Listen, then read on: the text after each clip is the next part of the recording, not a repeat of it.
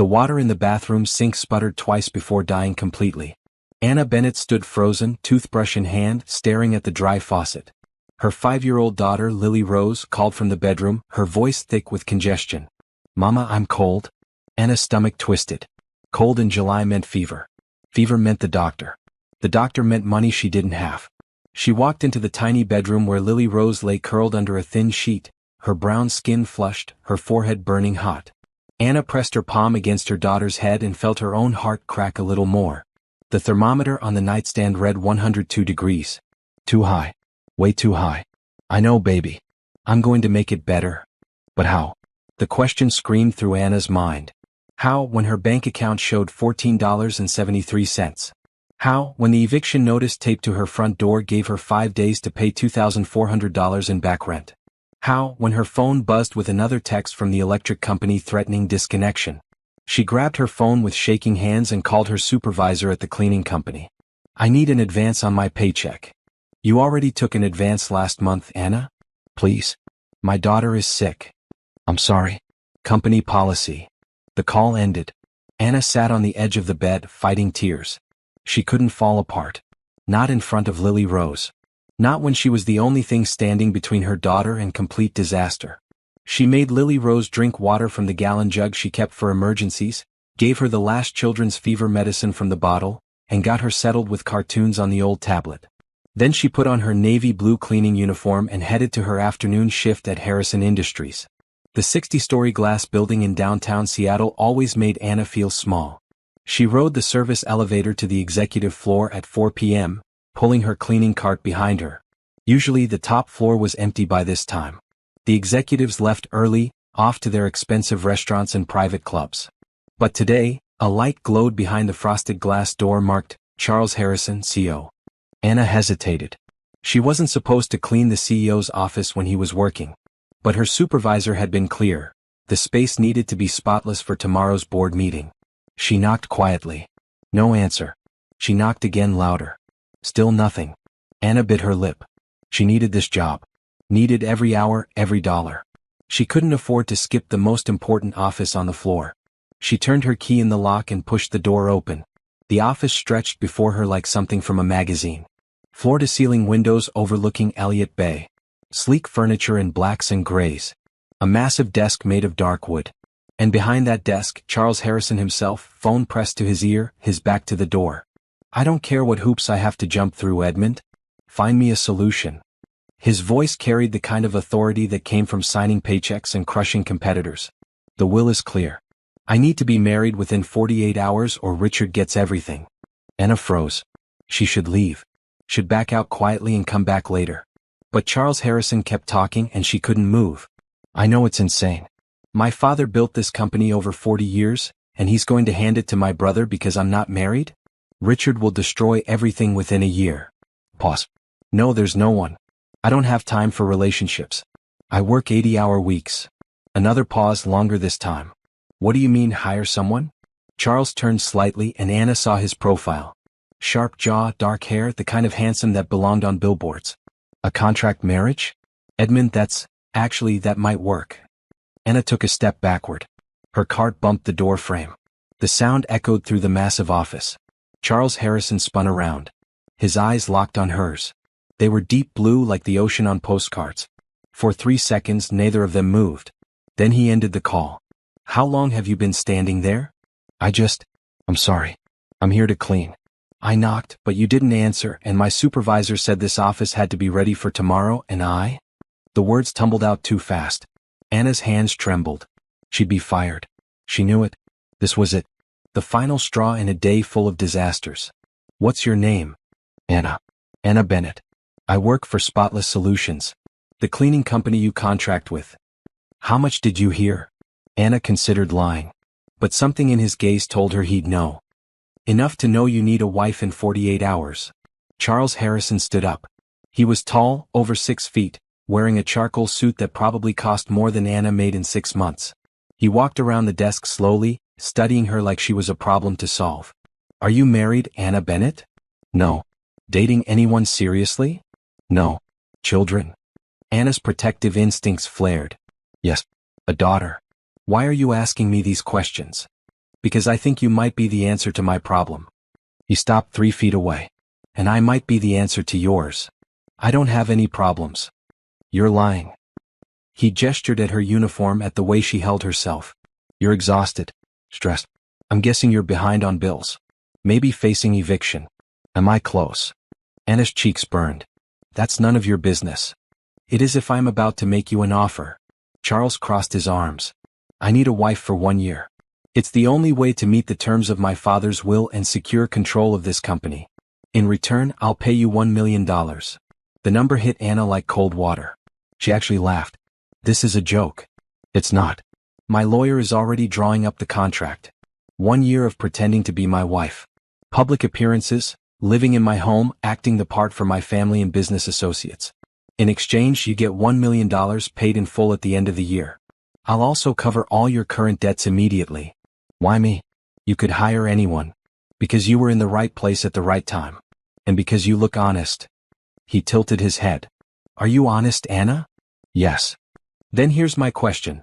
If I write you a check right now for $10,000 to cover your immediate expenses, will you seriously consider my offer? Anna thought about Lily Rose burning up with fever at home. About the eviction notice. About the water being shut off. About the electric company's final warning. She thought about pride and dignity, and everything her mother had taught her about accepting charity. Then she looked into Charles Harrison's eyes and saw something unexpected, desperation that matched her own. Yes, she whispered. I'll consider it. Charles pulled out his phone. I'm texting you my personal number. Tomorrow morning, 9 a.m., meet me at my lawyer's office. The address is in the message. If you decide to accept, we'll sign the papers. If not, keep the $10,000 anyway. Fair? That's too much. It's nothing. He pulled a checkbook from his desk drawer, wrote quickly, and handed her the check. Get your daughter to a doctor tonight. Get your utilities turned back on. Buy groceries. Then think about whether you want to change your life permanently. Anna stared at the check. $10,000. Written in clean, bold numbers. I don't understand why you're doing this. Because I need help, and you need help, and sometimes the universe aligns in strange ways. Charles met her gaze steadily. I won't force you. I won't pressure you. But I am offering you a way out of whatever hole you're in. All you have to do is say yes. Anna folded the check carefully and slipped it into her pocket. Her hands had stopped shaking. I'll think about it. That's all I ask. She turned to leave, pulling her cleaning cart with her. Anna. She looked back. Whatever you decide, I hope your daughter feels better soon. The kindness in his voice nearly broke her. Anna nodded once and walked out of the office, her mind spinning with impossible possibilities. By the time she reached her apartment, she'd already decided. When opportunity knocked this loudly, you didn't close the door. You stepped through and dealt with the consequences later. She cashed the check at a 24-hour check cashing place, took Lily Rose to the emergency clinic, paid the water bill, bought medicine and groceries, and sat on her couch at 2 a.m. holding her sleeping daughter, staring at Charles Harrison's text message. Tomorrow morning her life would change. She just had to be brave enough to accept help when it was offered. Could you really walk away from $1 million and the chance to save your daughter's future? What would you do in Anna's shoes? Drop a comment below and subscribe to see how this story unfolds. Your support means everything. Anna stood outside the law office at 8:45 a.m., wearing her best dress. It was maroon, a few years old, bought for a job interview that never panned out. She'd borrowed makeup from her neighbor to cover the dark circles under her eyes. Lily Rose was with her other neighbor, Mrs. Chin, watching cartoons and eating the breakfast Anna had actually been able to afford. The lobby of Westwood Legal Associates screamed money. Marble floors. Abstract art on the walls. A receptionist who looked like she stepped out of a fashion magazine. Anna Bennett for Charles Harrison. The receptionist smiled warmly. He's expecting you. Conference room 3, down the hall on your left. Anna's heels clicked against the polished floor. Her heart hammered. This was crazy. Absolutely insane. People didn't marry strangers for money. That was something from movies, not real life. But her bank account disagreed. Real life was exactly where desperate people made desperate choices. She pushed open the conference room door. Charles sat at a long table with an older man in glasses. Both looked up. Charles wore a navy suit today, his dark hair perfectly styled. He stood immediately. Anna. Thank you for coming. He gestured to the chair beside him. This is Edmund Carter, my attorney. Ms. Bennett. Edmund shook her hand.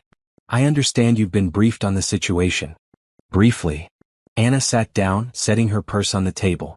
Charles needs a wife for 1 year to inherit his company. I get paid $1 million to pretend. That's the essence, yes. Edmund slid a thick document across the table. This is the contract. I'll walk you through every clause. For the next hour, Anna listened as Edmund explained the terms. She would live in Charles's penthouse. Attend social functions as his wife. Behave affectionately in public. Maintain the appearance of a genuine marriage.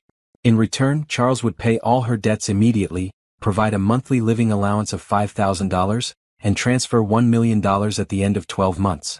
There were clauses about privacy, about maintaining the secret, about what happened if either party broke the contract. There were clauses about her daughter, about schooling, about medical care. Your daughter will attend Lakeside Academy, Charles said quietly. It's one of the best private schools in Seattle. Full scholarship covered by me. Anna's throat tightened. Lakeside Academy. She'd driven past it once, seen the beautiful grounds and laughing children, and felt the familiar ache of knowing Lily Rose would never have that life. There's also a medical clause, Edmund continued. Full health coverage for both you and your daughter. Dental, vision, everything. Why are you being so generous? Anna whispered. Charles leaned forward. Because I'm asking you to give up a year of your life. The least I can do is make sure you and your daughter are taken care of properly. What about physical expectations? There are none. Charles's voice was firm. The penthouse has 3 bedrooms. You'll have your own space. I won't touch you unless absolutely necessary for public appearances. Hand holding, occasional arm around your shoulder, that sort of thing. Nothing more unless you're comfortable with it. And at the end of the year? We file for divorce quietly. You get your money. You disappear into whatever life you want to build. I keep the company. We both walk away satisfied. Sounded too easy. Too clean. And a new life never worked that way. What if your family figures it out? What if they realize we're faking? Then we become better actors, Charles said simply.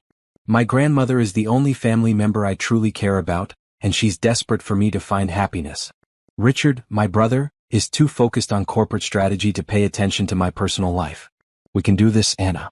I believe that. Anna stared at the contract. 40 pages of legal language that would bind her to this stranger for 12 months.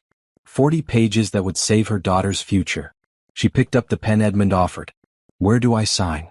3 hours later, Anna stood in the living room of Charles Harrison's penthouse, feeling like she'd stepped into another world. The space occupied the entire top floor of a luxury building overlooking Puget Sound. Windows wrapped around 3 sides, offering views that probably cost more per month than Anna's annual salary. The furniture was modern and expensive. Everything was white, gray, or chrome. It looked like a hotel, beautiful but impersonal. Your bedroom is through here. Charles led her down a hallway. Lily Rose's room is next door. I had it prepared this morning after you confirmed you were coming. He opened a door and Anna gasped. The child's room was perfect. A bed shaped like a castle, painted in bright blues and purples. Bookshelves full of new books. A toy chest overflowing with dolls and games. A desk with art supplies. Everything a 5-year-old could want. How did you? I have excellent assistants. Charles smiled slightly. And I remember what it was like to be a kid who loved stories and imagination. She's going to think she's dreaming. Good. Let her dream. He opened another door. This is your room. Anna's bedroom was easily 3 times the size of her entire apartment. A queen bed with white linens. A walk-in closet. Floor-to-ceiling windows. An attached bathroom with a soaking tub and rainfall shower. I can't believe this is real. It's real. Charles checked his watch. The movers are bringing your belongings at 2 p.m. I've arranged for Mrs. Chin to bring Lily Rose at 3 p.m. so the apartment is settled when she arrives. Is there anything else you need? Anna turned to face him. You mentioned we'd have to share a bedroom sometimes? Only when my grandmother visits. She's very traditional. She'll expect us to share the master suite. He gestured toward another door. It has a separate sitting room with a couch. I can sleep there when necessary. But she doesn't visit often, so most of the time you'll have complete privacy. Okay. Anna nodded slowly. Okay, I can do that. Anna. Charles stepped closer. I know this is overwhelming. I know you're probably terrified. But I promise I will never do anything to make you uncomfortable. This is a business arrangement, yes, but that doesn't mean I'll treat you poorly. You and Lily Rose are safe here. Why do I believe you? Maybe because I'm being honest. He smiled and it transformed his face. Suddenly he looked younger, less like a corporate titan and more like a regular person. I'll be in my office if you need anything. Take your time settling in. He left her alone in the beautiful room. Anna sat on the edge of the bed, her reflection staring back from the window. She looked the same. Brown skin, dark eyes, braided hair. But everything inside her felt different. She'd said yes. She'd taken the help without hesitation, just like Charles had advised. Now she just had to figure out how to survive the next 12 months pretending to love a man she barely knew. When Lily Rose arrived that afternoon, her reaction made everything worth it. Mama, is this really ours? She spun in circles in her new bedroom, her fever broken, her eyes bright with joy. For a while, yes. It's like a princess castle. It is. Anna knelt down to her daughter's level. Baby, I need to explain something. You remember Mr. Harrison? The man who helped us. The nice man who paid for the doctor? Yes. Well, he's asked me to be his friend. Very close friends. And that means we get to live here with him for a while. Lily Rose's face scrunched up in thought. Is he going to be my daddy? The question stabbed through Anna's heart. It's complicated, honey. But he's going to take care of us. Is that okay? Will he be nice to you? Yes. Then okay. Lily Rose hugged her mother tight. I like it here, Mama. It feels safe. Safe. The word Anna had been chasing her entire adult life. That evening, Charles ordered dinner from an expensive Italian restaurant. They ate together at the dining table, Lily Rose chattering about her new room, Charles listening with genuine interest. He asked about her favorite books, her favorite colors, what she wanted to be when she grew up. A veterinarian, Lily Rose announced. I want to help sick puppies. That's a wonderful goal. Charles smiled at her. We'll have to visit the zoo soon. Would you like that? Really? Really? Anna watched them interact and felt something shift inside her chest. This man, this stranger, was being kind to her daughter. Not for show. Not because anyone was watching. Just because. After Lily Rose went to bed, Anna found Charles in his home office, typing on his laptop. Thank you, she said from the doorway. He looked up. For what? For being kind to her. You didn't have to do that. Anna, I'm not a monster. I like children. And your daughter is delightful. Still. Thank you. She hesitated. I want to do this right. I want to be convincing. So tell me, what do I need to know about you? What do husbands and wives know about each other? Charles leaned back in his chair. Practical question. Okay. My coffee order is black, no sugar. I run every morning at 6 a.m. I'm allergic to shellfish. My favorite color is navy blue. I hate small talk, but I'm good at it. I have a business degree from Harvard, and I worked my way up through this company despite my father trying to hand me everything. He paused. Your turn. I like my coffee with cream and sugar. I can't run because I have bad knees from an accident when I was younger. I'm not allergic to anything. My favorite color is yellow.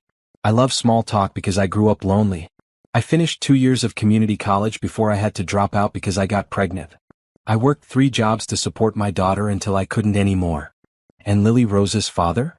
Gone before she was born. He didn't want the responsibility. Anna shrugged. His loss. Absolutely his loss. Charles stood up. We'll learn more about each other as we go. For now, get some rest. Tomorrow we start the real work. My grandmother wants to meet you for lunch. Tomorrow? Anna's eyes widened. She's excited. I told her I'd finally found someone special. He smiled. Don't worry. Just be yourself. She'll love you. As Anna walked back to her bedroom, she realized something surprising. She wasn't scared anymore. She was curious. About Charles. About this strange new life. About what the next year would bring. She'd accepted the help. Now she was going to make it count. The restaurant was the kind of place Anna had only seen in movies. Crystal chandeliers, white tablecloths, waiters in suits. She wore a new dress, bright blue, that Charles had insisted on buying for her. He sat beside her now, his hand resting lightly on her lower back as they waited for his grandmother to arrive. Relax, he murmured. You look perfect. I don't belong here. Yes, you do. His fingers pressed gently. You're Anna Harrison now. Start believing it. Anna Harrison. The name still felt foreign. An elegant woman in her 70s approached their table, moving with the grace of someone who'd grown up with money. She had silver hair swept into a classic bun, kind eyes, and a smile that reminded Anna of her own grandmother. Charles. She kissed his cheek. Finally.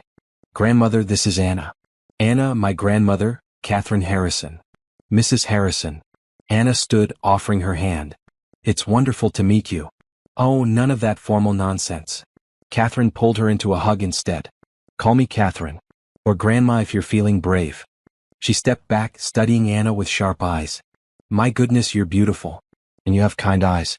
I like kind eyes. They sat down. A waiter appeared instantly, pouring water and taking drink orders. So tell me everything, Catherine said, leaning forward with obvious delight. How did you two meet? Charles has been impossible about sharing details. Anna glanced at Charles, who nodded slightly. They'd rehearsed this story that morning. We met at his office, Anna said. I work for the cleaning company that services Harrison Industries. I was working late one night and Charles was still there. We started talking. About what? Life. Loneliness. How hard it is to find genuine connection in a city like Seattle. The words came easier than Anna expected. He told me about the pressure he was under. I told him about my struggles as a single mother. We just connected. It wasn't entirely a lie. They had connected in a strange way. Two desperate people finding each other at the exact right moment. And when did you know you loved him? Catherine asked. The question caught Anna off guard. They hadn't rehearsed this part. I think. Anna looked at Charles, who was watching her carefully. I think I knew when he met my daughter. He didn't treat her like an inconvenience. He got down on her level, asked her about her favorite books, made her laugh. That's when I realized he was someone special. Charles's expression softened. And I knew when Anna brought me coffee at 3 a.m. because she noticed I was stressed about a presentation. She didn't have to do that. She barely knew me. But she cared anyway. That was a lie, of course. That had never happened. But Catherine's eyes glistened with tears. Oh, you two. You've made me so happy. She reached across the table, clasping both their hands. I was so worried Charles would end up alone, married to his work. But you've saved him, Anna? He saved me too, Anna said, and that part was true. They ordered lunch. Catherine asked about Lily Rose, about Anna's family, about the wedding plans. Charles smoothly explained they'd had a small courthouse ceremony, just the two of them, because they didn't want to wait. Catherine seemed disappointed but understanding. You'll have a proper party eventually, she insisted. I want to celebrate properly. Of course, Charles agreed. Whatever you want, grandmother. After lunch, Catherine hugged Anna again. Take care of my grandson. He acts tough, but he has a tender heart. I will, Anna promised. In the car ride home, Charles was quiet. Anna watched the city pass by the windows, processing everything. Your grandmother is lovely. She is. Charles glanced at her. You did well. Very convincing. I wasn't trying to be convincing. I was just talking. I know. That's what made it work. He turned down the street toward the penthouse. My brother wants to have dinner with us next week. I wanted to warn you. Richard is nothing like Catherine. What's he like? Smart. Ruthless. He'll be looking for cracks in our story. Charles pulled into the garage. But we'll be ready. Over the next few days, Anna settled into a strange new rhythm. She woke up in the beautiful penthouse. Made breakfast while Charles went for his morning run. Took Lily Rose to her new school where her daughter thrived immediately. Spent afternoons exploring the neighborhood, grocery shopping, learning how to cook proper meals. Charles came home at 6 p.m. every evening. They ate dinner together, the three of them talking about their days. He asked Lily Rose about school. She told him elaborate stories about her new friends and her teachers. He listened to every word like it mattered. After Lily Rose went to bed, Anna and Charles would sit in the living room. Sometimes they watched television. Sometimes they talked about business, about his company's challenges. Sometimes they just existed in comfortable silence. One evening, Anna found Charles in his office at midnight, stress evident in every line of his body. You should sleep. Can't. He rubbed his face. Richard made another move today. He's convinced 3 board members to question my leadership. He's claiming I'm too focused on expansion and not enough on profit. Are you? Maybe. Charles looked at her. I want to build something that lasts. My father only cared about money. I want to care about people too. But that makes me look soft. It doesn't make you soft. It makes you human. Tell that to the board. Anna walked into the office and sat on the edge of his desk. Do you want advice? From you? I spent years working minimum wage jobs for bosses who didn't care about me. I know what it's like to be treated as disposable. If you're trying to build a company that values people, that's not weakness. That's strength. But you have to show the board that caring about employees actually improves the bottom line. Charles sat up straighter. How? Numbers. Data. Show them retention rates, productivity metrics, employee satisfaction scores. Prove that when people feel valued they work harder. Make it a business case, not an emotional plea. He stared at her for a long moment. Then he smiled. That's actually brilliant. I have my moments. Anna? He hesitated. Thank you. For being here. For caring. We're in this together, right? Right. She stood to leave, but Charles caught her hand. Stay. Just for a little while. I could use the company. So Anna stayed. They talked until 2 a.m. about everything and nothing. About their childhoods, their dreams, their fears. Anna learned that Charles had lost his mother when he was 12. That his father had been cold and demanding. That Richard had always been the favorite, the golden child who could do no wrong. Is that why you're fighting so hard for this company?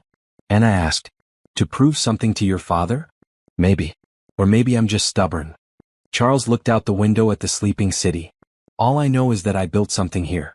A culture that values innovation and integrity. If Richard takes over, he'll strip that away. He'll cut costs, fire people, maximize profits at the expense of everything else. I can't let that happen. Then we won't let it happen. Though we felt natural. Anna didn't think about it until later, lying in her own bed, staring at the ceiling. She was getting too comfortable. Too involved. This was supposed to be a business arrangement, nothing more. But every day it felt less like business and more like something else. Something dangerous. Something that could break her heart when the year ended. The following week, they had dinner with Richard Harrison at an upscale steakhouse. Anna wore a red dress, bold and confident, because Charles had told her Richard responded to power. Richard looked like Charles but colder. Same dark hair, same blue eyes but without any warmth. He greeted them with a smile that didn't reach his eyes. So this is the famous Anna. He shook her hand. Charles finally found someone willing to put up with him. I don't find him difficult at all, Anna said smoothly. He's the kindest man I've ever met. Interesting. Richard's gaze was calculating. Where did you say you were from? Seattle. Born and raised. And you have a daughter? Lily Rose. She's 5. Must be difficult being a single mother. Before Charles, I mean. Anna felt the trap. He was trying to make her look like a gold digger, someone who'd latched onto Charles for money. It was difficult, she agreed. But I managed. I've always been good at surviving. Surviving. Richard tasted the word. That's an interesting way to put it.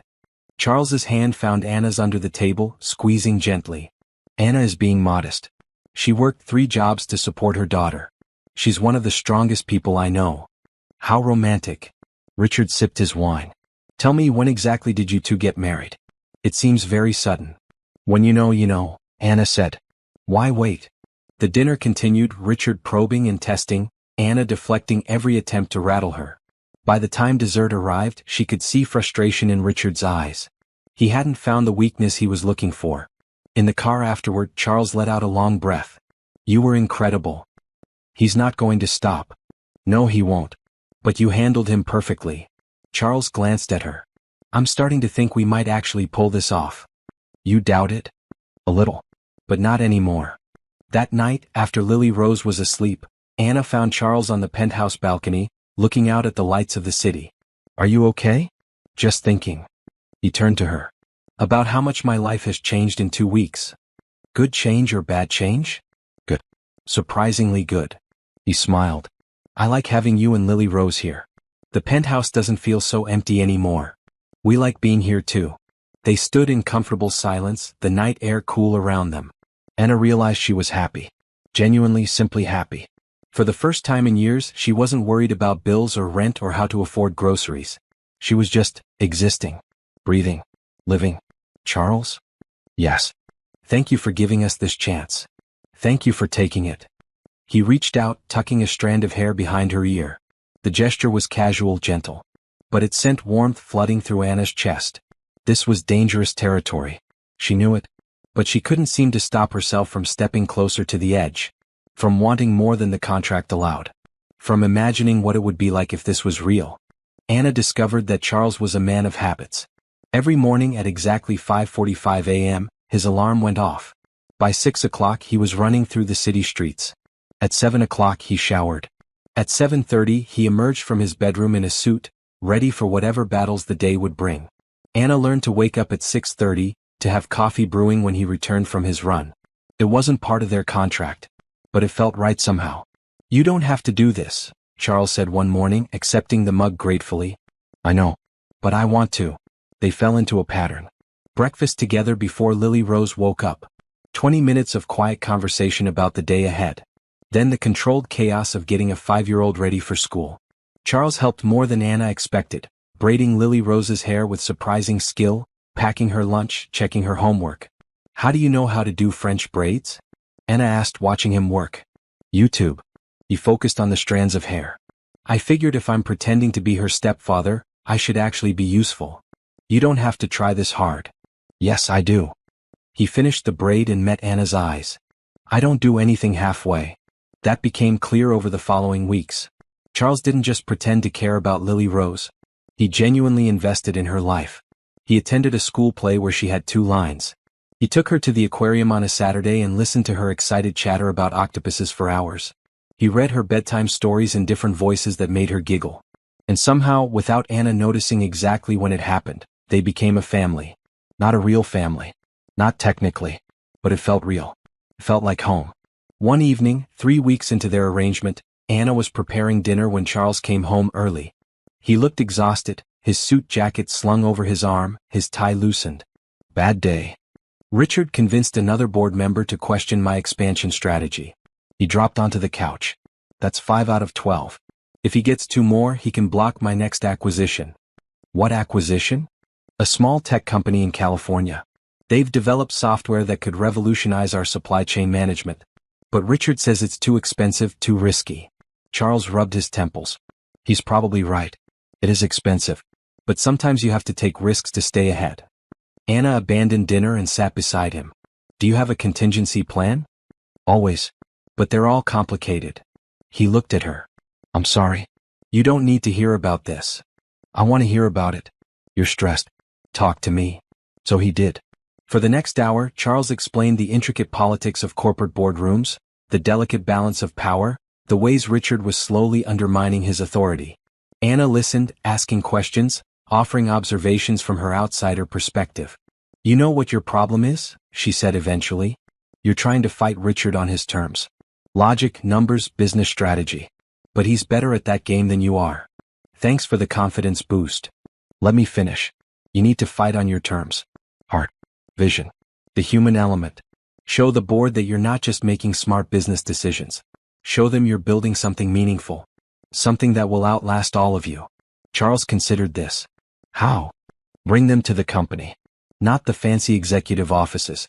The actual floors where people work. Let them see the employee satisfaction. The innovation happening every day. Make them feel what you're building, not just see it on a spreadsheet." His face lit up. "That could actually work." "Of course it could work. I'm brilliant." Charles laughed, the tension finally leaving his shoulders. "Yes, you are." Their eyes met and something shifted. Anna felt it like a physical touch. The air between them seemed to thicken, charged with possibility. "Anna?" "Yes." But whatever Charles was about to say was interrupted by Lily Rose running into the room, backpack bouncing. "Mama, guess what? Mrs. Patterson said my drawing was the best in class." The moment broke. Anna turned to her daughter, exclaiming over her artwork, while Charles retreated to his office to work on the new strategy. But later that night, after Lily Rose was in bed, Anna found herself thinking about that look. About the way Charles had said her name. About the way her heart had jumped in response. This was getting complicated. She was starting to have feelings for her fake husband. The next morning, Catherine Harrison called and invited them to her estate for Sunday brunch. It was 3 days away, enough time for Anna to panic about meeting more family members. "Who else will be there?" she asked Charles. "Just Catherine, her sister Evelyn, and maybe a few cousins. Small gathering." He looked up from his laptop. "What? Are you worried?" "I'm always worried. What if they figure it out?" "They won't. You're a natural actress." He smiled. "Besides, they already love you.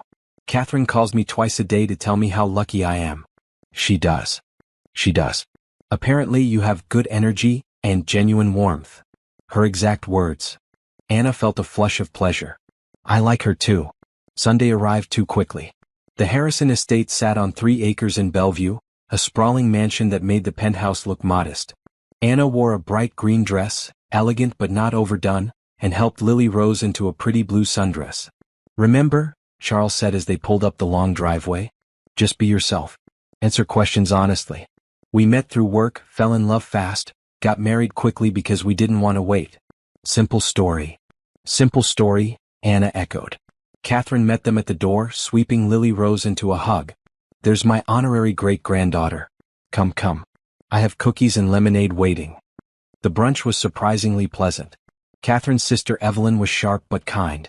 The cousins, two middle-aged women named Patricia and Gloria, were more interested in talking about their own lives than interrogating Anna. Lily Rose charmed everyone by being herself, asking a million questions and making them laugh. Anna started to relax. Maybe this would be okay. Then Richard arrived. He wasn't supposed to be there. Charles's entire body tensed when his brother walked into the garden where they were eating. "Grandmother." Richard kissed Catherine's cheek. "I was nearby and thought I'd stop by." "How lovely." Catherine gestured to the table. "Join us." Richard sat directly across from Anna, his gaze sharp. "Anna." "Lily Rose." "What a pleasant surprise." "Richard." Charles's voice was carefully neutral. "I didn't know you'd be here." "Last-minute decision." Richard helped himself to a pastry. "I've been thinking about you too. About your relationship. And I realized we never really got to know each other at that dinner." "There's not much to tell," Anna said lightly. "Oh, I doubt that. Everyone has a story." He smiled. "For instance, where did you go to school?" "Roosevelt High School here in Seattle." "And college?" "Seattle Community College. I completed 2 years before personal circumstances required me to leave." "Personal circumstances." Richard's eyes flicked to Lily Rose. "You mean getting pregnant?" Anna's temper flared, but Charles spoke first. "Richard, that's inappropriate." "Is it?" "I'm just trying to understand my new sister-in-law." Richard turned back to Anna. "So you dropped out of college, had a child, worked as a cleaner. Then you met Charles and within weeks you were married. That's quite a Cinderella story." "Life works in mysterious ways," Anna said evenly. "Indeed it does." Richard leaned forward. "Tell me, Anna, do you have a prenuptial agreement?" The table went silent. Catherine looked appalled. Charles's jaw clenched. But Anna smiled. "Of course we do. Charles has assets to protect." I completely understood his lawyer's concerns. It was a lie. There was no prenup because their marriage was a business contract, not a real union. But Richard didn't need to know that. "How reasonable of you," Richard said, clearly disappointed he hadn't rattled her. "I love Charles," Anna said clearly. "I didn't marry him for his money. I married him because he's kind, intelligent, and wonderful with my daughter. Everything else is just details." Catherine beamed. "That's exactly right." Richard tried several more times to trip her up, asking about their wedding, their future plans, their relationship dynamics. Anna answered each question calmly, with Charles providing supporting details. They'd practiced enough that their stories aligned perfectly. By the end of brunch, Richard left frustrated and Catherine pulled Anna aside. "I'm sorry about my other grandson. He's always been jealous of Charles." "I understand. Family can be complicated." "You handled him beautifully." Catherine squeezed her hand. "You're exactly what Charles needs. Someone strong enough to stand up for him." In the car going home, Charles was quiet. Anna watched him, noticing the tension in his shoulders. "You okay?" "Richard knows something. I don't know what, but he's suspicious." "Let him be suspicious. We're not giving him any ammunition. Anna, if he finds out this marriage is fake, he'll use it to destroy me. He'll claim fraud, say I manipulated the will. I could lose everything. Then we don't let him find out." Anna reached over, covering his hand with hers. "We're in this together, remember?" Charles looked at their joined hands. "When did you become the strong one?" "I've always been strong. You just helped me remember it." That night, they stayed up late talking on the balcony. Charles opened up about his childhood, about growing up in Richard's shadow, about never feeling good enough for his father. Anna shared her own stories of struggle, of nights when she'd cried herself to sleep worrying about bills, of the shame she'd felt accepting government assistance. "You never should have felt ashamed," Charles said fiercely. "You were surviving, taking care of your daughter. That's not weakness." "I know that now. But at the time." Anna shrugged. "It's hard not to internalize society's judgments." "Well, society can go to hell." Anna laughed. "Spoken like a billionaire." spoken like someone who's seen how broken the system is. He turned to her. I want to do something about it, Anna. With this company, with my resources. I want to make a difference. Then do it. Build that company you're dreaming of. Change lives. You have the power. And you're helping me believe I can actually pull it off. They sat in comfortable silence, the night air cool around them. Anna realized she was happy. Not pretend happy, but genuinely content. For the first time in years, she felt like she was exactly where she was supposed to be. Even if it was temporary. Even if it was built on lies. It felt real in this moment, and that was enough. Are you rooting for Anna and Charles? Do you think they can keep their secret from Richard? Comment below what you think will happen next, and don't forget to subscribe for the next chapter. The story is just getting started. The invitation arrived on heavy cardstock, embossed with gold lettering. The Harrison Foundation Annual Gala. Anna stared at it with growing dread. This is where everyone will be watching us, Charles explained. The entire Seattle business community. Every board member. Richard and all his allies. No pressure. You'll be fine. Better than fine. He smiled. We just need to get you a dress. The shopping trip was surreal. Charles took her to a boutique where Anna had never dreamed of shopping, the kind of place where everything cost more than her old monthly rent. A personal stylist pulled dresses while Anna stood awkwardly, unsure where to look. Try this one, the stylist said, holding up a floor-length emerald gown. In the dressing room, Anna slipped into the dress and stared at her reflection. The emerald fabric hugged her curves perfectly, bringing out the richness of her brown skin. The neckline was elegant without being too revealing. She looked sophisticated. Beautiful. Like someone who belonged in Charles Harrison's world. She stepped out of the dressing room. Charles was scrolling through his phone, but he looked up at her entrance. His eyes widened. For 3 full seconds he didn't speak. That's the one, he finally said, his voice rough. Are you sure? Maybe I should try others. No. That's perfect. You're perfect. He cleared his throat. We'll take it. The night of the gala, Anna spent 2 hours getting ready. Hair in an elegant updo. Makeup subtle but polished. The emerald dress fit like it was made for her. She studied her reflection one last time before walking to the living room where Charles waited. He stood by the windows in a black tuxedo, looking like he'd stepped out of a magazine. When he turned and saw her, his expression made Anna's breath catch. You're stunning. You clean up pretty well yourself. He crossed to her, pulling a velvet box from his pocket. I got you something. Part of the appearance. Inside was a necklace, delicate diamonds that caught the light. Anna's hand went to her throat. Charles, this is too much. It's necessary. Everyone will expect my wife to wear jewelry. He lifted the necklace. May I? Anna nodded, turning around.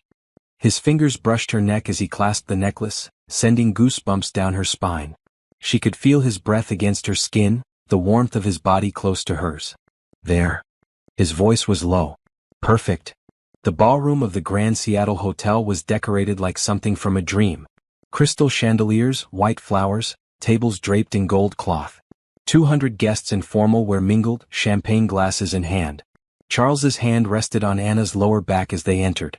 She could feel every eye turn toward them. Just breathe, he murmured. And smile. They worked the room together. Charles introduced her to board members, business partners, wealthy philanthropists. Anna shook hands and made small talk, channeling every ounce of confidence she'd ever possessed. She asked questions about their work, their families, their interests. She listened and remembered names.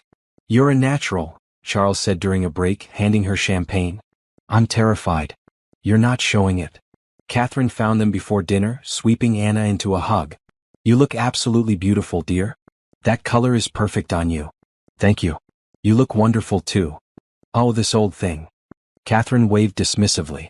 She wore burgundy lace that probably cost more than a car. Now come, let me introduce you to some people. For the next hour, Anna met what felt like half of Seattle's elite. Most were kind, some were cold, all were curious about the woman who'd married Charles Harrison. Anna answered their subtle and not-so-subtle questions with grace, never letting the smile slip from her face. Then Richard approached. Anna, you look lovely. His tone was pleasant, but his eyes were calculating. Quite a different look from your cleaning uniform. People contain multitudes, Anna replied smoothly. Indeed they do. He sipped his drink. I've been asking around about you. It's interesting. No one seems to know you. No social media presence. No connections to Seattle's usual circles. It's like you appeared out of nowhere. Some of us don't document our entire lives online. Or some of us have something to hide. Charles appeared at Anna's side, his hand finding hers. Richard, are you harassing my wife? Just making conversation. Richard smiled. Though I am curious, did you two have a wedding ceremony? Or was it just a courthouse signing? We preferred intimate, Charles said. Not everyone needs a three-ring circus. How convenient. Dinner was announced. They found their assigned table, sitting with 2 board members and their wives. The conversation flowed around business strategies, market trends, company performance. Anna contributed when appropriate, asking intelligent questions that Charles had helped her prepare. You seem very knowledgeable about business for someone with your background, one of the board members' wives commented. The statement walked the line between compliment and insult. I've always been interested in how organizations function, Anna said. And Charles has been teaching me a lot about the industry. She's a quick study, Charles added, his hand covering hers on the table. One of the many things I love about her. After dinner there was dancing. Charles led Anna onto the floor as a string quartet played something slow and romantic. His hand settled on her waist, her hand on his shoulder, their other hands clasped between them. You're doing amazing, he said quietly. I feel like I'm walking through a minefield. You are. But you're graceful about it. He smiled. Relax. We've got this. As they swayed together, Anna found herself noticing details. The way Charles moved with easy confidence. The warmth of his hand at her waist. The clean scent of his cologne. The way he looked at her like she was the only person in the room. It would be so easy to forget this was fake. So easy to believe he actually cared about her. Anna. Oh, thank you. For doing this. For being here. His voice was soft. I know tonight was hard. It wasn't so bad. She met his eyes. Not with you. Something shifted in his gaze. His hand tightened on her waist. For a moment Anna thought he might kiss her. Right there in front of everyone. And she realized she wanted him to. But the song ended. The spell broke. They pulled apart as polite applause rippled through the ballroom. I need some air, Anna said. I'll come with you. No, it's okay. Stay. Network. I'll just be a minute. She escaped to the balcony, breathing in the cool night air. Her heart was racing. What was she thinking? This was a business arrangement. A contract. She couldn't actually fall for Charles Harrison. Pretty dress. Anna turned. Richard stood in the doorway holding a glass of scotch. Thank you. You put on quite a performance tonight. He joined her at the railing. Very convincing. The devoted wife, the interested partner. Charles should give you an Oscar. I'm not performing anything. Please. You don't have to pretend with me. Richard's smile was cold. I know exactly what you are. A gold digger who saw an opportunity and took it. Charles is lonely and desperate for approval. You played on that. Very smart, actually. You don't know anything about me. I know you came from nothing. I know you have a kid. I know you were broke and struggling until Charles swept in like a white knight. He leaned closer. I also know this marriage is suspicious as hell. Too fast, too convenient, right when Charles needed to meet the will's requirement. So here's what I think. This is a scam. A contract arrangement to get Charles his inheritance. Anna's blood went cold, but she kept her expression neutral. You think whatever you want. It doesn't change the fact that I love him. Prove it. I don't have to prove anything to you. Actually, you do. Because if I'm right, if this marriage is fake, I can have it annulled. I can challenge the will. I can take everything Charles thinks he's secured. Richard's voice was soft but lethal. So I suggest you think very carefully about your next moves. Because I'm watching. And the moment you slip up, I'll be there. He walked away, leaving Anna shaking on the balcony. Charles found her 5 minutes later. Anna? What's wrong? You're pale. Richard knows. Or at least he suspects. What did he say? Anna repeated the conversation. Charles's jaw tightened with each word. That bastard. He's going to keep digging. What if he finds proof? What if someone saw us sign the contract? What if? Hey. Charles cupped her face in his hands. Look at me. We're not going to panic. Richard can suspect all he wants, but he can't prove anything. Our story is solid. Our witnesses are reliable. We just have to stay consistent. I'm scared. I know. So am I. His thumbs brushed her cheeks gently. But we're going to get through this. Together. They stood close, his hands still framing her face, her heart pounding. The balcony was private, shadowed. No one could see them. No one was watching. And yet Charles leaned in slowly, giving her time to pull away. Anna didn't pull away. His lips met hers softly, questioningly. Anna responded without thinking, her hands moving to his chest, feeling his heart beat as fast as hers. The kiss deepened, becoming something real, something that had nothing to do with their contract and everything to do with what they'd been building for weeks. When they finally broke apart, both were breathing hard. Charles started. We should go back inside, Anna said quickly.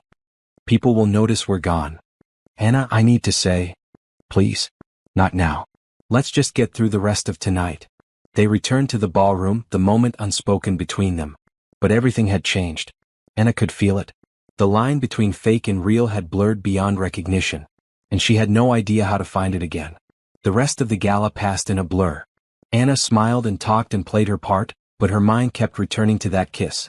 The way Charles had looked at her. The way she'd felt in his arms. In the car going home, they sat in loaded silence. Finally, Charles spoke. I shouldn't have done that. It's fine. It's not fine. We have a contract.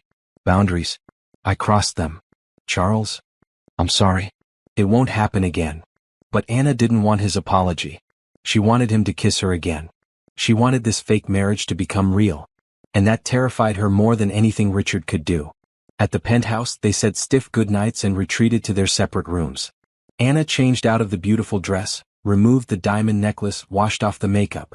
In the mirror, she looked like herself again. Just Anna. Single mom. Former cleaning lady.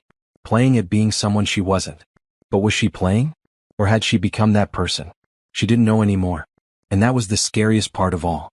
The week after the gala, something shifted between Anna and Charles. They didn't talk about the kiss. They maintained their routine. Breakfast together, dinners as a family, pleasant conversation. But underneath was a current of tension, awareness, something unspoken but undeniable. Anna caught Charles watching her when he thought she wasn't looking. His gaze would linger on her face, warm and thoughtful. Then he'd notice her noticing and look away quickly, clearing his throat. At night, Anna lay in her beautiful room and replayed the kiss over and over. The gentle pressure of his lips. The way his hands had cradled her face. The feeling that the ground had shifted beneath her feet. She was falling for him. Actually, truly falling. And that wasn't part of the plan. On Tuesday, Charles came home at lunch, which never happened. I cleared my afternoon, he announced. I thought we could do something as a family. Really? Lily Rose bounced with excitement. Where are we going? How about the zoo? I promised we'd visit, remember? The zoo was crowded with school groups and families. Charles held Lily Rose's hand as they walked, listening to her excited commentary about every animal. Anna trailed behind with the camera, capturing moments that felt achingly real. At the penguin exhibit, Lily Rose pressed her face against the glass. They're so cute, Mama. Can we get a penguin? I don't think penguins are good apartment pets, Anna laughed. Penthouse pets, Lily Rose corrected seriously. We live in a penthouse now. Charles caught Anna's eye over Lily Rose's head. Something passed between them. A shared moment of amusement and affection and something deeper. They ate lunch at the zoo cafe, terrible overpriced food that Lily Rose thought was the best meal ever. Charles let her order whatever she wanted, then patiently answered her 1,000 questions about why elephants had trunks and how tall giraffes actually were. You're good with her, Anna said quietly. She's easy to be good with. He smiled at Lily Rose, who was now explaining her theory about why penguins couldn't fly. She's curious and kind. She gets that from you. I don't know about that. I do. His gaze held hers. You're one of the kindest people I've ever met, Anna. Even when life gave you every reason to become bitter, you stayed soft. The compliment hit Anna square in the chest. She looked away, blinking against sudden tears. That night, after Lily Rose was asleep, Anna found Charles in his office again. This was becoming their pattern. Late-night conversations when the rest of the world was quiet. Thank you for today, she said from the doorway. I enjoyed it. He gestured to the chair across from his desk. Come sit. I want to show you something. Anna settled into the leather chair. Charles turned his laptop toward her, showing spreadsheets and projections. Remember that tech acquisition I mentioned? The one Richard opposed. Yes. I followed your advice. Tomorrow, I'm taking the board members on a tour of our facilities. Showing them the human element, not just the numbers. His smile was proud. I've arranged for employees to talk about what the company means to them. Real stories, real impact. That's wonderful. It was your idea. I'm just executing it. He leaned back. Anna, you've changed how I think about this business. About leadership. I used to focus only on strategy and growth. But you've shown me that people are the real asset. I didn't do anything special. You did. You made me see things differently. He paused. You make me want to be better. The words hung between them, heavy with meaning. Anna's heart raced. Charles, about the gala? We don't have to talk about that. But I want to. She took a breath. That kiss. It wasn't just for show, was it? No. His voice was quiet. It wasn't. Then what was it?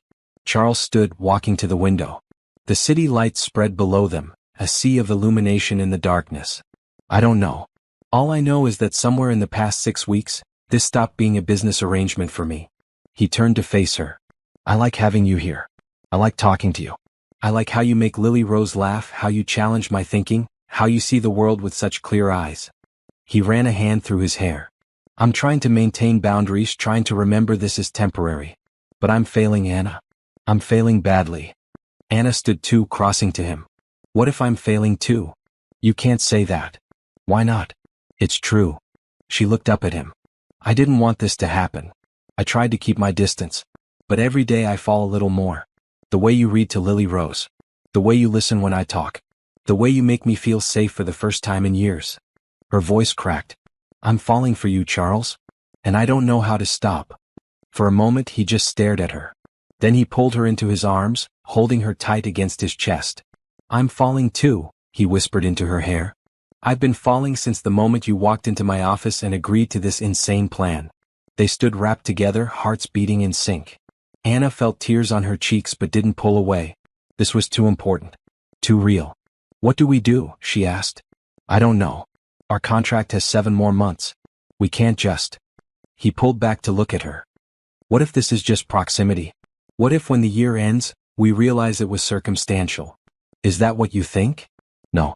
But I'm scared to trust my own judgment. His thumb brushed her cheek. I don't want to hurt you. Or Lily Rose. If this ends badly, then we're careful. We take it slow. We don't make any big changes to the arrangement. Anna managed a watery smile. We just let ourselves feel what we're feeling. Can you do that? Can you exist in the uncertainty? I've lived with uncertainty my whole life. This is different. She covered his hand with hers. This is good uncertainty. Charles kissed her forehead, lingering. You're remarkable. I'm just trying to survive. No, you're thriving. And you're teaching me how to do the same. They stood together for a long time, holding each other in the soft light of the office. When they finally said goodnight and went to their separate rooms, Anna felt lighter. They'd named the truth. Acknowledged what was growing between them. Now they just had to figure out what to do about it. Over the next 2 weeks, their relationship evolved. They were more affectionate in public, but now it didn't feel forced. Charles would take her hand naturally. Pull her close for photos. Brush his fingers across her shoulder when he passed behind her chair. In private, the touches lingered longer. A hand on her waist. Fingers trailing through her hair. Moments standing too close in the kitchen while making dinner. They didn't kiss again. That line remained unspoken but clear. Kissing would make everything too real, too complicated. So they existed in this charged space of almost, of not yet, of waiting. Lily Rose noticed the change too, though she interpreted it in her own way. Mama, do you love Charles? She asked one night during their bedtime routine. Anna's breath caught. Why do you ask? Because you smile different now. Like you're happy inside. I am happy, baby. Is Charles going to be my daddy? The question pierced Anna's heart. She sat on the edge of Lily Rose's bed, choosing words carefully. Charles is special to us. He cares about you very much. But family comes in lots of different shapes. Sometimes it's a mama and her daughter. Sometimes it includes other people who love you. So he's like a family we get to choose? Exactly like that. Good. Lily Rose snuggled into her pillow. I like choosing him. Me too, baby. Me too. The board tour Charles organized was a massive success. Anna attended, watching from the background as employee after employee spoke passionately about working at Harrison Industries. About fair wages, good benefits, opportunities for growth. About feeling valued and respected. The board members were clearly moved. Even the ones Richard had convinced to question Charles's leadership seemed impressed. After the tour, Charles found Anna in the hallway. We did it. I can see it in their faces. They're sold. You did it. I just offered a suggestion. The best suggestion I've gotten in years. He glanced around, then pulled her into a quiet alcove. Anna, thank you. For everything. For believing in me when I was doubting myself. You're easy to believe in. He kissed her then, unable to resist. Quick but intense, full of gratitude and affection and that growing something they were both trying to name. When they broke apart, both were grinning like teenagers. We're terrible at maintaining professional boundaries, Anna laughed. The worst. He kissed her again, slower this time. Maybe we should stop trying. Maybe we should. That weekend, Charles suggested they visit Catherine at her estate. Just the three of them, a casual family visit. Catherine was delighted, sweeping them into her home with her usual warmth. She'd prepared a lunch spread on the back patio overlooking her gardens. I'm so glad you came, she said, pouring lemonade. I don't see enough of you, Charles. And I want to spend time with my new granddaughter. Lily Rose bloomed under Catherine's attention, chattering about school and her friends and the zoo trip. Catherine listened with genuine interest, asking follow-up questions, making Lily Rose feel heard. After lunch, Lily Rose played in the garden while the adults watched from the patio. She's a lovely child, Catherine said. You've done a beautiful job raising her, Anna. Thank you. She's everything to me. I can see that. I can also see that she's thriving now. Having stability, security, a father figure. Catherine glanced at Charles. You're good with her, darling. Natural. She makes it easy, Charles said. Catherine studied them both for a long moment. Can I speak frankly? Of course, grandmother. When you first told me about Anna, I was concerned. The speed of it, the circumstances. I worried you were making a mistake. She held up a hand. Let me finish. But watching you together these past weeks, I see something I never expected. You're happy. Genuinely, deeply happy. Both of you. Anna felt her cheeks heat. We are. Good. Because happiness is rare, and when you find it, you hold on to it with both hands. Catherine's eyes were knowing. Whatever brought you together, whether it was conventional or not, what matters is what you've built. Well, partnership. Family. After they left, driving home through the afternoon sunlight, Charles was quiet. What are you thinking? Anna asked. That my grandmother is very perceptive. She is. She knows something wasn't standard about our marriage. But she doesn't care. He glanced at her. Because what we have now is real. Is it? You know it is. He reached for her hand. Anna, I can't keep pretending this is temporary. 7 more months feels like forever when I already know what I want. Anna's heart stuttered. What do you want? You. This. All of it. He squeezed her hand. I want to make this marriage real. Not because of the contract or the company or any external pressure. But because somewhere along the way I fell in love with you. The words hung in the air of the car. Lily Rose dozed in the back seat, tired from her day in the garden. The highway stretched before them. And Anna's entire world tilted on its axis. You love me? I love you. I love how you put hot sauce on everything. I love your laugh. I love how fiercely you protect Lily Rose. I love your strength and your kindness and your ability to see good in people even when they don't deserve it. He kept his eyes on the road, but his voice was intense. I love you, Anna Bennett Harrison. And I don't want this to end when the contract expires. Anna couldn't speak past the lump in her throat. She turned away, looking out the window as tears streamed down her face. Anna? Please say something. Pull over. What? Pull over. Now. Charles took the next exit, parking in an empty lot. He turned to her, concern written across his face. Anna, if I said too much, if I scared you? She grabbed his face and kissed him. Hard. Deeply. Pouring every ounce of emotion into it. When they broke apart, both were breathless. I love you too, she whispered. I've been trying not to. Trying to protect myself. But I can't help it. I love you, Charles Harrison. His smile could have lit the entire city. He kissed her again, softer this time, reverent. We're going to make this work, he promised. Real marriage. Real family. Real everything. But the contract. Screw the contract. We'll figure it out. He brushed her tears away. All that matters is this. Us. In the back seat, Lily Rose stirred. Mama? Why did we stop? Just needed to talk about something, baby? Okay. She yawned. Can we have pizza for dinner? Charles laughed, the sound pure joy. Pizza sounds perfect. As they drove the rest of the way home, Anna felt something she'd never truly felt before. Hope. Not the desperate hope of survival, but the bright hope of possibility. She'd entered this arrangement to save her daughter. But somehow she'd saved herself too. And found love in the process. Anna woke at 2 a.m. to the sound of crying. She was out of bed instantly, rushing to Lily Rose's room. Her daughter lay curled on her side, hands pressed to her stomach, tears streaming down her face. "Mama, it hurts." "Where, baby? Show me where." Anna's hands were already reaching, checking for fever. Lily Rose's skin was burning. "My tummy. It hurts so bad." Anna's nursing instincts, learned from 5 years of solo parenting, kicked in. She pressed gently on Lily Rose's abdomen. The right side was swollen hot to the touch. When she pressed harder, Lily Rose screamed. "Charles." Anna ran to his room, pounding on the door. "Charles, wake up." He appeared in seconds, hair disheveled, wearing pajama pants and nothing else. "What's wrong?" "It's Lily Rose. I think it's her appendix. We need to get her to the hospital now." Charles didn't hesitate. "I'll get the car. You get her ready." 10 minutes later, they were speeding through empty Seattle streets toward Children's Hospital. Lily Rose lay in Anna's lap, whimpering. Charles drove with focused intensity, breaking every speed limit. "She's going to be okay," he kept saying. "She's going to be fine." But Anna had never been more terrified in her life. This was her baby. Her entire world. Something happened.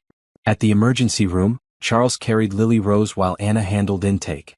The staff moved quickly once they heard the symptoms. Within minutes, Lily Rose was in a bed, doctors examining her. "Appendicitis," the ER doctor confirmed. "We need to get her into surgery immediately. It's inflamed but hasn't ruptured yet. If we wait, that could change." "Do it," Anna said. "Whatever she needs." The paperwork was a blur. Consent forms, medical history, insurance information. Charles stood beside her through all of it, his hand a steady presence on her back. They wheeled Lily Rose toward surgery. She reached for Anna, crying. "Mama, I'm scared." "I know, baby. But the doctors are going to fix you. And when you wake up, I'll be right there." Anna kissed her forehead, trying to smile through her tears. "You're the bravest girl I know." "Will Charles be there too?" Charles stepped forward. "I'll be right next to your mom. We're not going anywhere." "Promise?" "I promise." He kissed her hand gently. "You've got this, kiddo." Then they took her away. Anna watched until the double doors closed, separating her from her daughter. Then her legs gave out. Charles caught her, holding her upright. "Come on. Let's sit down." In the surgical waiting room, Anna sat rigid, unable to relax. The minutes dragged. Charles brought her coffee she didn't drink. Held her hand while she stared at nothing. "She's going to be okay," he repeated. "You don't know that." "I do. She's strong. Just like her mother. I can't lose her." Anna's voice cracked. "She's everything. My whole life. If something happens." "It won't." Charles pulled her into his arms. "Listen to me. Lily Rose is in the best hospital in the city with the best surgeons. She caught it before rupture. All the signs point to a good outcome. But there's always risk. Complications. Infections. What if?" "Anna." He tilted her face up. "You can't think like that. You have to believe she's going to be fine." "How? How do I just believe?" "Because the alternative is falling apart, and Lily Rose needs you to be strong when she wakes up." Anna nodded, forcing herself to breathe. Focus. But the fear was overwhelming. This was different from any challenge she'd faced. Money problems, eviction, shut-off utilities, those were all things she could fight, could work around. But this? Her daughter on an operating table? She was powerless. Charles held her through it all. When she cried, he wiped her tears. When she paced, he paced with her. When the panic threatened to consume her, he talked her through breathing exercises. "Tell me about when she was born," he said. "What was it like?" Anna latched onto the distraction. "Terrifying. I was alone. The father had left months before. My mother had passed away 2 years earlier. It was just me in that delivery room with nurses I didn't know. That must have been lonely." "It was. But then they put her in my arms and I wasn't alone anymore." A ghost of a smile touched Anna's lips. She was so tiny. 6 pounds, 3 ounces. Perfect. And I remember thinking, okay, I can do this. I can be everything she needs. And you have been. Have I? If I'd had better insurance, if we'd lived in a nicer place, maybe they would have caught this sooner. Maybe. Stop. Charles's voice was firm. You did everything right. You brought her to the ER the second you knew something was wrong. You've been a perfect mother, Anna. Don't doubt that now. At 5 a.m., a surgeon in blue scrubs emerged. Anna jumped up. Lily Rose Bennett? Yes. How is she? The surgery went perfectly. We removed her appendix without complication. No rupture, minimal inflammation. She'll be sore for a few days, but she should make a full recovery. The relief was so intense Anna thought she might collapse. Charles's arm tightened around her waist, supporting her. When can I see her? She's in recovery now. Another 30 minutes, then you can go in. Those 30 minutes were the longest of Anna's life. But finally, a nurse led them to a room where Lily Rose lay sleeping, and 4 in her arm, monitors beeping softly. Anna rushed to her side, taking her hand carefully. Baby, I'm here. Lily Rose's eyes fluttered open. Mama? Right here. You did so good. It's all over. It hurts. I know. But the doctors fixed you. You're going to feel better soon. Anna kissed her forehead, her hand. Charles? Lily Rose's voice was sleepy. You stayed. Of course I stayed. He moved to the other side of the bed. I made a promise, remember? You kept it. I always keep my promises. Lily Rose drifted back to sleep. Anna sank into the chair beside the bed, finally allowing herself to relax. Charles sat on the window ledge watching them both. You should rest. I can't. What if she needs me? Then I'll wake you. He came over, gently pushing her hair back. Anna, you've been up all night. You're exhausted. Let me keep watch for a few hours. You're tired too. I'm running on adrenaline. I'll be fine. He kissed the top of her head. Trust me. Anna wanted to argue, but exhaustion pulled at her limbs. She leaned back in the chair and within minutes she was asleep. She woke 3 hours later to sunlight streaming through the windows and Lily Rose's laughter. Her daughter was awake, sipping juice, talking to Charles about something that made her giggle. Mama. Lily Rose smiled when she saw Anna stir. Charles was telling me about when he had his appendix out when he was 10. You did. Mine ruptured though. I was in the hospital for a week. He grinned at Lily Rose. You were much braver than me. I cried the whole time. Really? Really? So you're officially tougher than I am. Lily Rose beamed with pride. Anna watched the exchange, her heart so full it ached. Later, after Lily Rose fell back asleep and the nurse had checked her vitals, Anna and Charles stood in the hallway. You didn't have to do all this, Anna said quietly. Stay all night, entertain her, any of it. The contract doesn't require. Forget the contract. Charles took her hands. That little girl in there? I care about her. Not because I have to. Because I genuinely do. And you? He cupped her face. I hate seeing you in pain. I hate that you were so scared. If I could have taken all of that fear away, I would have. Why are you so good to us? Because you matter to me. Both of you. He leaned his forehead against hers. This isn't fake anymore, Anna. You know that, right? What I feel for you and Lily Rose, it's as real as it gets. Tears spilled down Anna's cheeks. I know. I feel it too. Good. Then when Lily Rose is recovered, when life gets back to normal, let's talk about what happens next. About making this permanent. But the contract has 6 more months. I don't care about the contract. I care about you. His voice was intense. I want you and Lily Rose in my life. Not for a year. Forever. Forever is a long time. Not long enough. He kissed her softly. Just think about it. That's all I'm asking. Anna nodded, unable to form words past the emotion clogging her throat. Lily Rose spent 3 days in the hospital. Charles canceled all his meetings and stayed with them the entire time. He bought books and toys to keep Lily Rose entertained. He convinced the hospital cafeteria to make chicken noodle soup the way Lily Rose liked it. He read stories in funny voices until she fell asleep. And he held Anna when she broke down on the second night, when the fear she'd been suppressing finally surfaced. I don't know what I would have done if I'd lost her, she sobbed into his shoulder. She's my whole world. My reason for everything. I know. And you didn't lose her. She's fine. She's going to be perfect. But what if the next time? Then we'll handle it together. You don't have to carry everything alone anymore, Anna. I'm here. I'm not going anywhere. The words sank in slowly. For 5 years, Anna had been the only person standing between her daughter and disaster. Every problem, every crisis, every moment of fear, she'd handled it alone. But now she didn't have to. Charles was here, solid and steady, offering partnership she'd never imagined having. When they finally brought Lily Rose home, the penthouse felt different. Safer somehow. Fuller.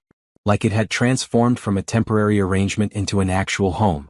That night, after Lily Rose was settled in her room with the night light on, Anna found Charles on the balcony. "Thank you," she said, "for everything you did this week." "You don't have to thank me." "Yes, I do." She moved closer. "Charles, I've been thinking about what you said. About making this permanent." His entire body went still. "And? I'm scared. Terrified, actually. What if we're making a mistake? What if this is just, I don't know, situational feelings? What if when the pressure is off, when we're not performing anymore, we realize we don't actually work?" "Do you really believe that?" "No." Anna met his eyes. "But I've been wrong before. I thought Lily Rose's father loved me. I was convinced we'd be a family. And then he left without looking back. I'm not him. I know you're not. Logically, I know that. But the fear is still there." She touched his chest, feeling his heartbeat. "I love you. I do. But love isn't always enough." "You're right. It's not." Charles covered her hand with his. "But we have more than love. We have respect, friendship, partnership. We've already proven we can build something real together. The only question is whether we're brave enough to keep building." 6 more months on the contract. Could turn into 6 years. 6 decades. He smiled. Or we could just admit we're already committed and make it official. What about Richard? He's still watching, waiting for us to slip up. Then we don't slip up. Charles turned to face her fully. "Anna, I want you in my life. Permanently. Not because of my company or my grandmother's will or any external reason. Because you make me better. You make me happy. And I want to spend the rest of my life trying to make you happy too." Anna looked at him for a long moment. At his honest eyes. His open expression. The way he stood before her, vulnerable and hopeful and real. She thought about the past weeks. About how he'd shown up for her and Lily Rose over and over. How he'd never made her feel small or less than. How he'd taken her temporary arrangement and transformed it into something beautiful. "Okay," she whispered. "Okay. Let's do it. Let's make this real." She smiled through her tears. "Let's be a family. For real this time." Charles pulled her into his arms, holding her like she was precious. "You won't regret this." "I know I won't. Because falling in love with you was the best accident of my life." He laughed, the sound full of joy and relief. Then he kissed her, deep and sure, sealing the promise they just made to each other. When they finally pulled apart, the city lights sparkled below them. The future stretched ahead, uncertain but bright. They'd started as strangers making a desperate deal. But somewhere along the way, they'd become something neither expected. A real family built on choice and love and hope. And Anna knew, deep in her bones, that this was only the beginning. The morning Catherine arrived unannounced, Anna was making pancakes while Lily Rose did homework at the kitchen counter. Charles had left early for a board meeting. Everything was peaceful, normal, real. Then the doorbell rang. Anna opened it to find Catherine standing there with an overnight bag and a knowing smile. "Surprise, dear. I hope you don't mind. I wanted to spend a few days with my family." "Of course not. Come in." Anna hugged her, trying to hide her sudden panic. Catherine staying meant sharing the master bedroom with Charles. Meant maintaining their performance 24/7. Except it wasn't a performance anymore. Was it? "Grandma Catherine." Lily Rose ran over, throwing herself into Catherine's arms. "There's my sweet girl. How are you feeling? All recovered from your surgery?" "All better. Want to see my scar?" "Maybe after breakfast," Anna laughed. "Catherine, have you eaten?" "Not yet. Those pancakes smell divine." They settled into an easy morning. Catherine admired Lily Rose's homework, asked about school, told stories about Charles as a boy. It felt natural, comfortable. Like having real family over. But in the back of Anna's mind, worry churned. They'd need to be careful.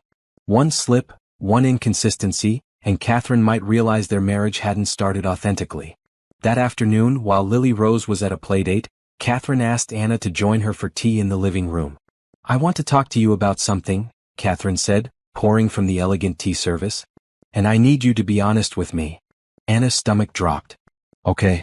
When Charles first told me about you, I had concerns. The timing seemed convenient.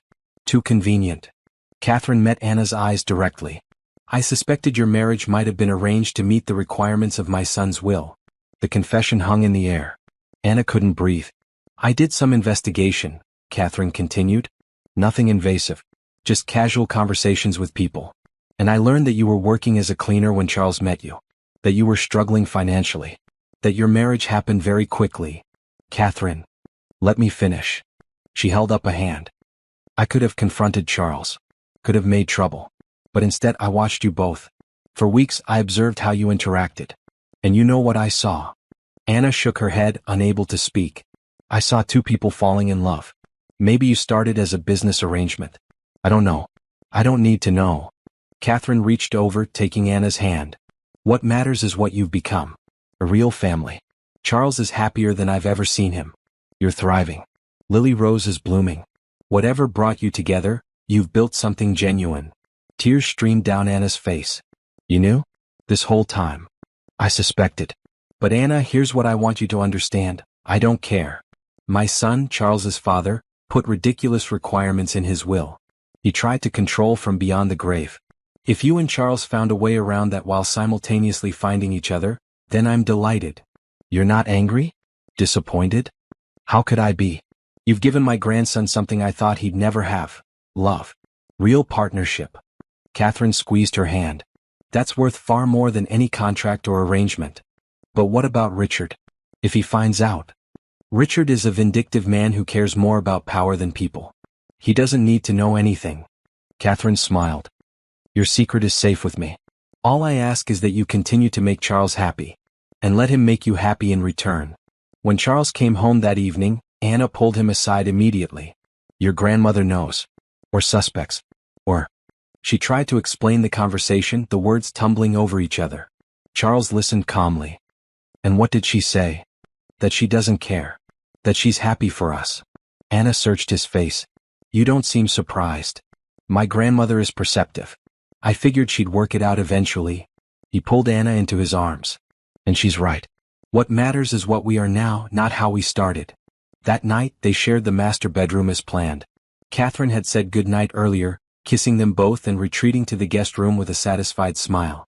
Anna stood in the master bathroom, staring at her reflection. This was the first night she and Charles would actually share a bed. Not for appearances. Not for show. Just because. When she emerged in her pajamas, Charles was already under the covers, reading something on his tablet. You can take the couch, Anna said. I don't mind. I'm not sleeping on the couch. He set the tablet aside. Unless you're uncomfortable? No. She climbed under the covers on her side. This feels like a big step.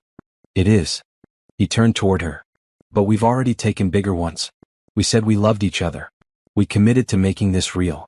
Sleeping in the same bed is just logistics at this point. Anna laughed despite her nerves.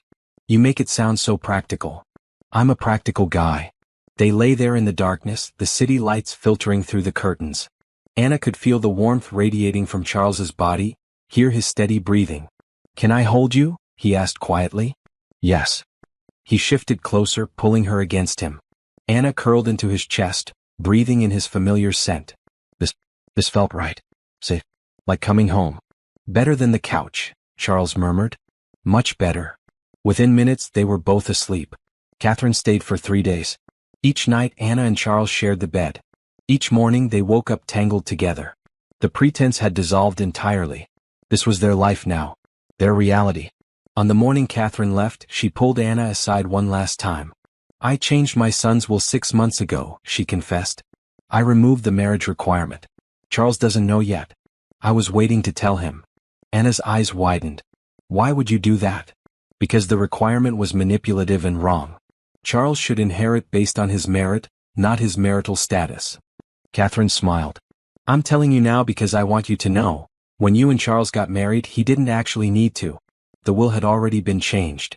Does that mean? It means your marriage was never necessary for his inheritance.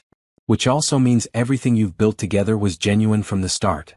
Catherine kissed Anna's cheek. Love found you both anyway. Isn't that wonderful? After Catherine left, Anna sat on the couch, processing this information. Charles had married her when he didn't need to. When the requirement had already been removed. Had he known? Had Catherine told him? That evening she asked him directly. Did you know your grandmother changed the will? Charles looked up from his laptop. What? Catherine told me. She removed the marriage requirement 6 months ago. Before we got married. Understanding dawned in his eyes. I had no idea. She never said anything. So you really thought you needed this arrangement? You thought it was necessary? Yes. Absolutely. He closed the laptop. Anna, what are you thinking? I'm thinking that we both entered this for practical reasons. But those reasons didn't actually exist. She stood, pacing. We fell in love based on a premise that was false. The premise was false. But the feelings are real. Charles stood too. Does it matter why we started? We're here now. Together. Building something beautiful. What if Richard finds out? What if he challenges everything? Then we deal with it. But Anna, the foundation of our relationship isn't the contract. Just you and me. What we've chosen to build together. He was right. Anna knew he was right. But the revelation had shaken her. That night, lying in their shared bed, Charles pulled her close. Tell me what you're really scared of. That this is too good to be true. That I'm going to wake up and it'll all disappear. Anna pressed her face into his shoulder. I'm scared of being happy, Charles. Because every time I've been happy before, everything fell apart. I can't promise nothing will ever go wrong. Life doesn't work that way. His hand stroked her back gently. But I can promise I'll be here. Through whatever comes. I'm not going anywhere. You promise? I promise. 2 days later, the corporate crisis hit. Charles came home at 11 p.m., his face grim. Richard made his move. He's called an emergency board meeting for tomorrow. He's planning to present evidence that our marriage is fraudulent. Anna's blood went cold. What evidence? I don't know. But he sounds confident. Charles paced the living room. If the board believes him, they could remove me as CEO. Challenge the inheritance. Everything we've worked for. Then we fight back. With what? If he has proof. He doesn't have proof. Because there is no fraud. Anna stood, blocking his path.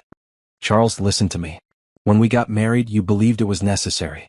You thought you were fulfilling the will's requirements. That's not fraud. That's compliance. But our marriage started as a contract. And became real. That's the truth. That's what we tell them. She gripped his arms. We don't lie. We don't hide. We stand up there and tell them exactly what happened. How we met. How we made a deal. How we fell in love anyway. They'll think I'm a fool. They'll think you're human. And humans are messy and complicated, and sometimes we find love in unexpected places. Anna's voice was fierce. I'll stand with you. We'll face them together. Charles stared at her, something shifting in his expression. You'd really do that? Stand in front of the board and tell them everything? Yes. Because it's the truth. And because I'm not ashamed of how we started. Are you? No. He pulled her into his arms. No, I'm not. Not anymore. Then tomorrow we tell them our story. All of it. And we let them decide if love that grows from an arrangement is any less valid than love at first sight. What if they don't understand? Then they're not worthy of leading your company. Anna pulled back to look at him. But I think they will understand. Because everyone wants to believe in second chances. In unexpected happiness. In love that finds a way. That night they didn't sleep. Instead they sat up preparing what they'd say. Organizing their timeline. Getting their story straight. Not to lie. But to present the truth in a way that honored both the complexity of how they started and the beauty of what they'd become. As dawn broke over the city, Anna looked at Charles across their notes and coffee cups. We're going to be okay, she said. Whatever happens tomorrow, we're going to be okay. How do you know?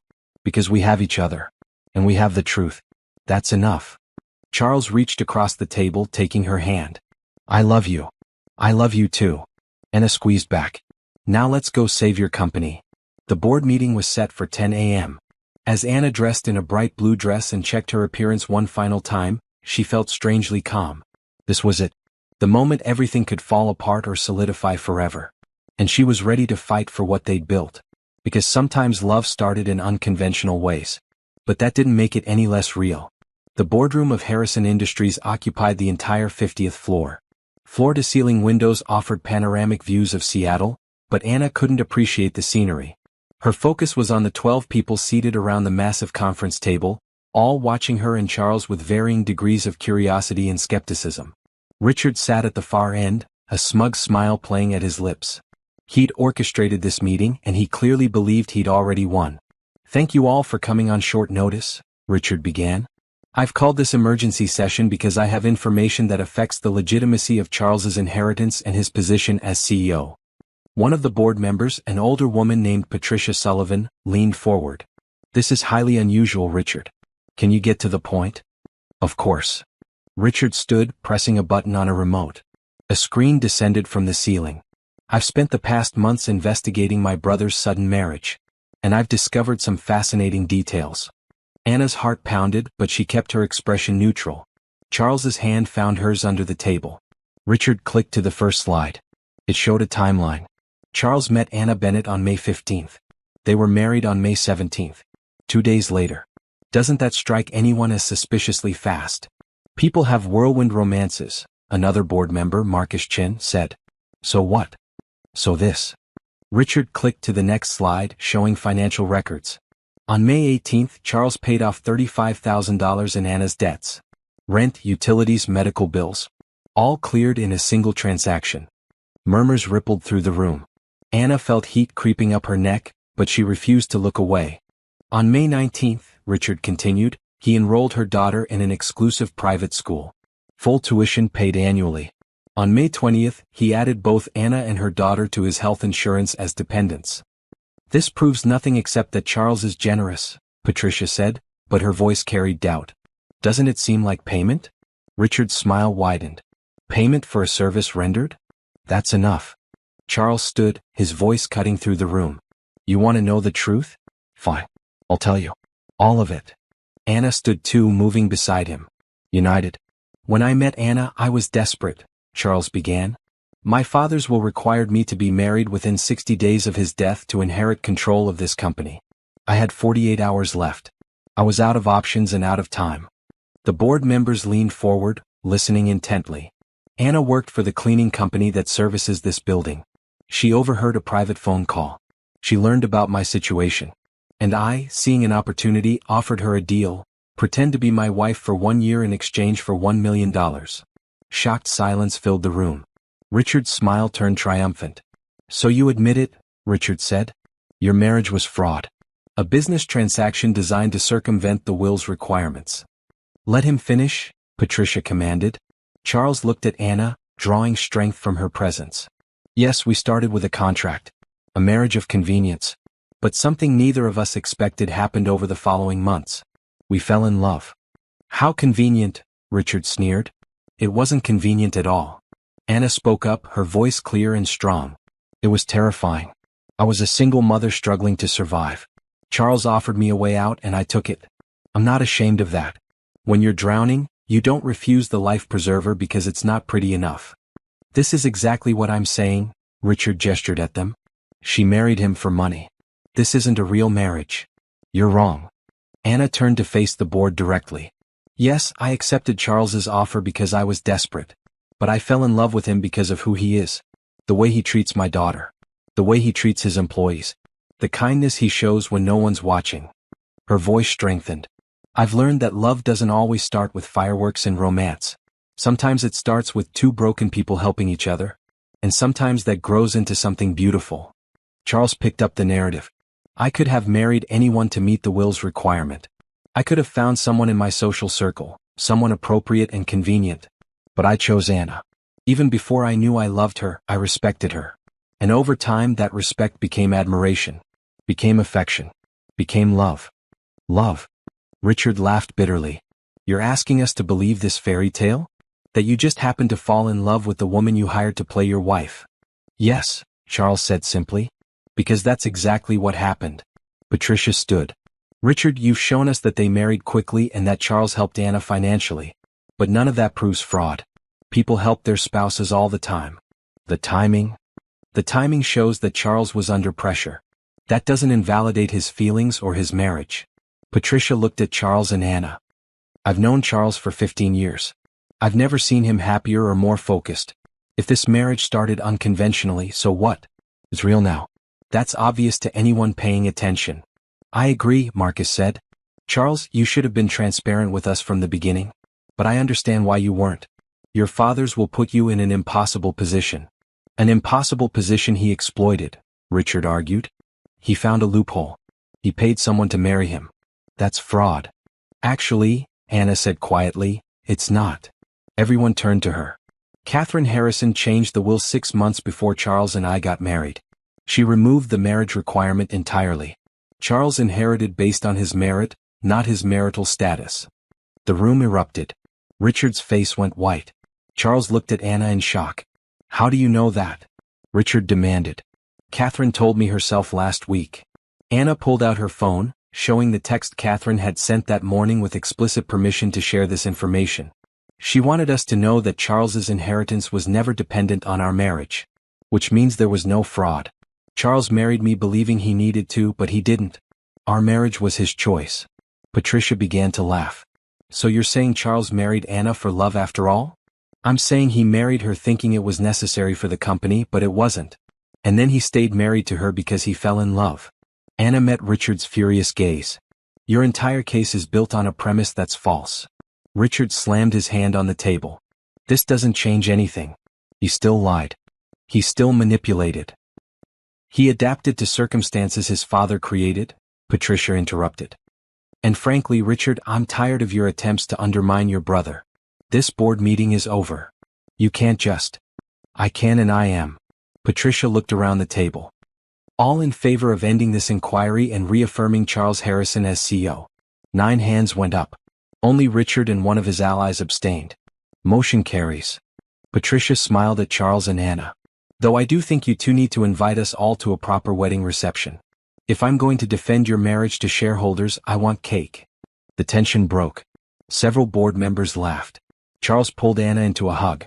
Richard stood abruptly. This isn't over.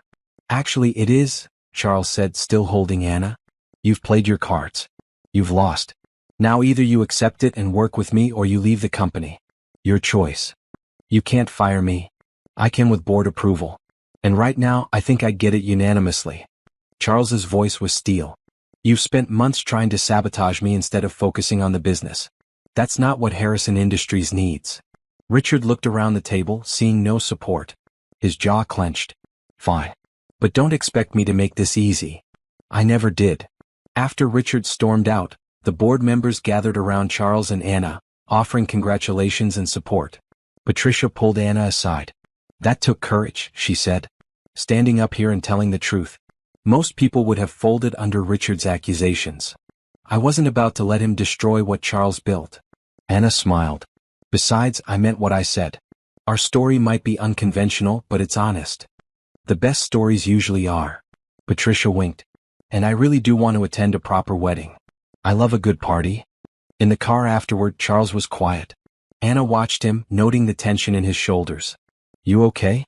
I still can't believe you stood up there and defended us like that. He looked at her. You were magnificent. I was terrified. You didn't show it. He reached for her hand. Anna, you saved me today.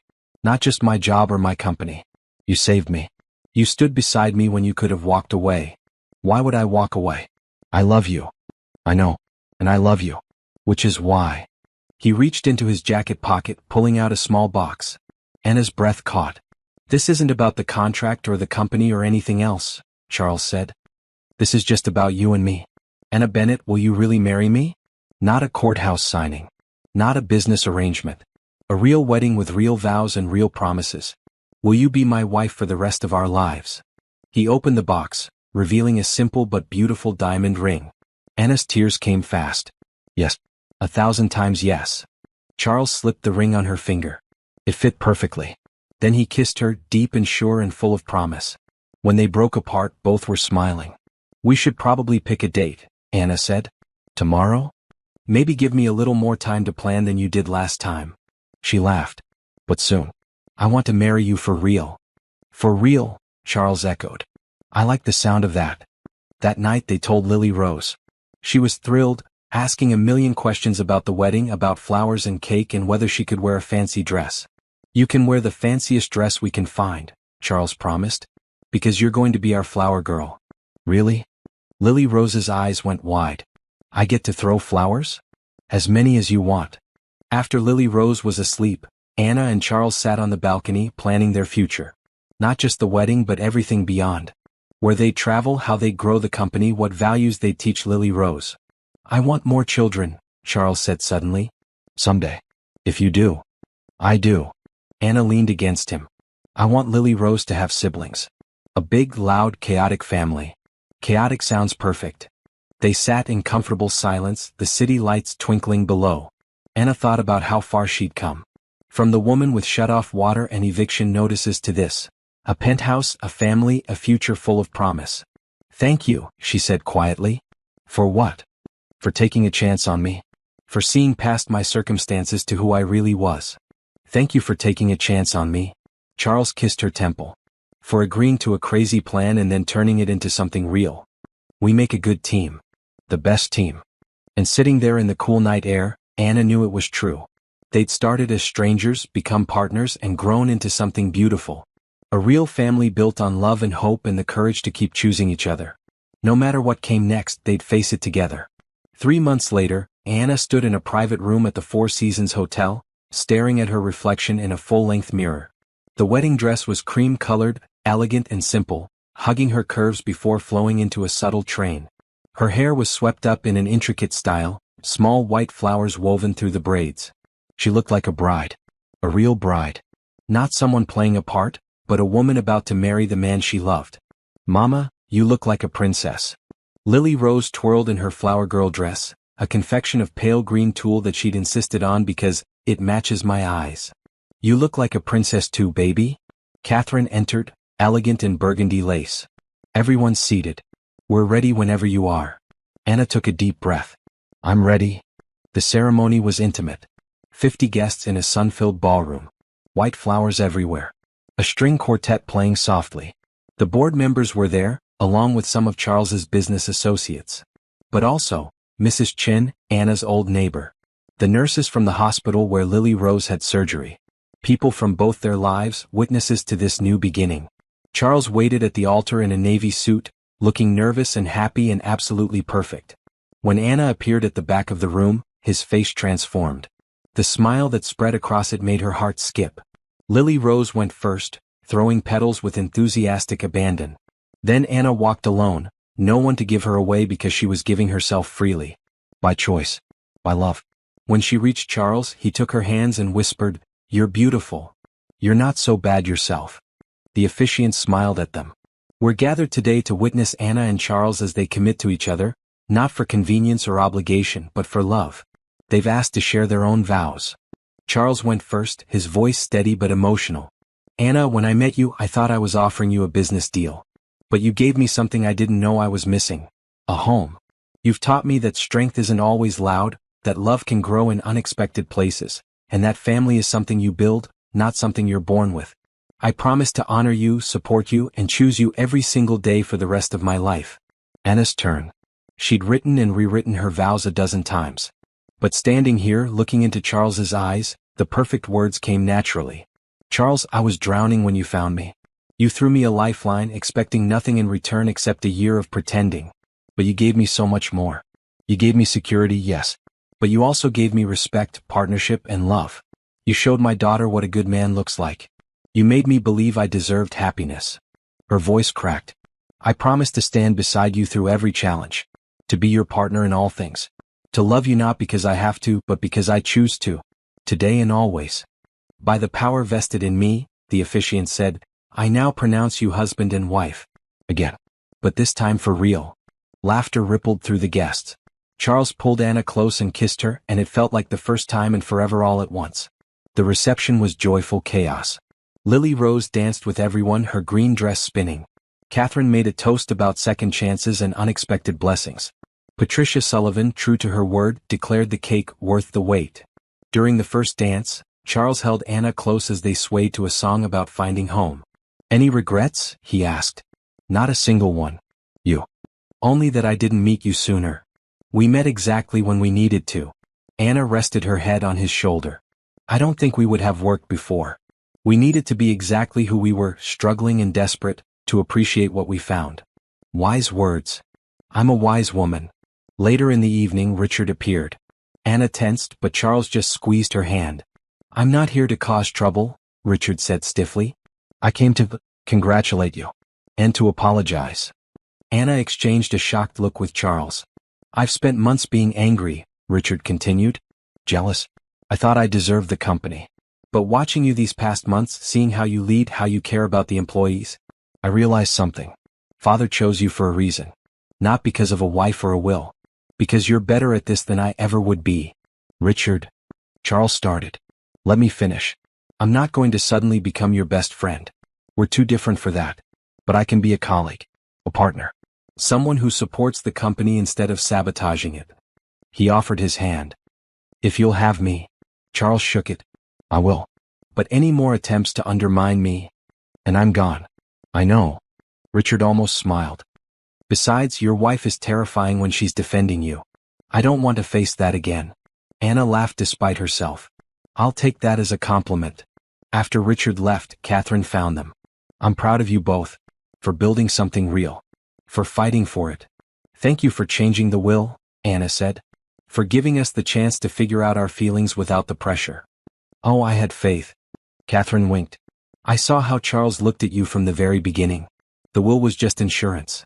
As the reception wound down, Anna found herself on the hotel balcony, looking out at the city. Charles joined her, wrapping his arms around her waist from behind. What are you thinking about? How different my life is from a year ago. How I had no hope, no future to look forward to. And now I have everything. So do I. He kissed her neck. Thank you for taking a chance on my crazy offer. Thank you for making it.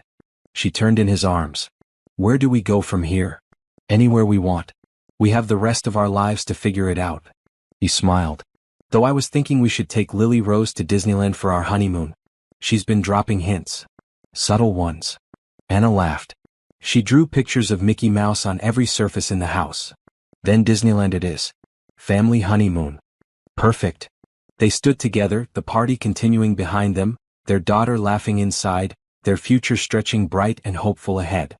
Anna thought about the night Charles had offered his proposition. How terrified she'd been.